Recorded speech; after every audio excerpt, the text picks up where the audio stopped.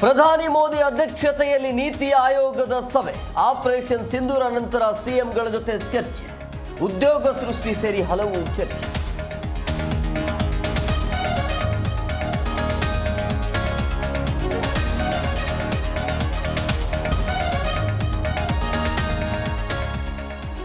ಭಾರತದ ಗಡಿ ಪ್ರದೇಶಗಳಲ್ಲಿ ಪಾಕ್ ಗುಂಡಿನ ದಾಳಿ. ಕೆಲವೇ ಕ್ಷಣಗಳಲ್ಲಿ ಪೂಂಚಿಗೆ ರಾಹುಲ್ ಗಾಂಧಿ.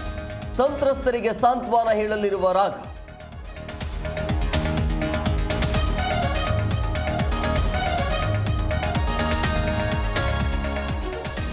ಬೆಳಗಾವಿಯಲ್ಲಿ ಅಪ್ರಾಪ್ತ ಬಾಲಕಿಯ ಮೇಲೆ ಅತ್ಯಾಚಾರ. ಮೇಖಳಿ ಮಠದ ಕಾಮುಕ ಸ್ವಾಮೀಜಿ ಅಂದ. ಲೋಕೇಶ್ವರ ಸ್ವಾಮಿ ಮೇಲೆ ಪೋಕ್ಸೋ ಪ್ರಕರಣ.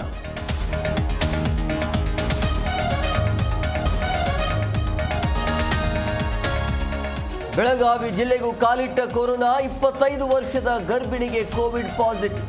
ಇತ್ತ ಬೆಂಗಳೂರಿನಲ್ಲೂ ಕೊರೋನಾ ಆತಂಕ.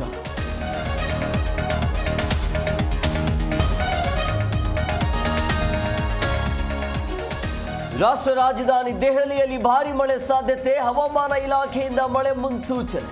ಕರುನಾಡಿನ ಕರಾವಳಿಯ 3 ಜಿಲ್ಲೆಗೆ ರೆಡ್ ಅಲರ್ಟ್.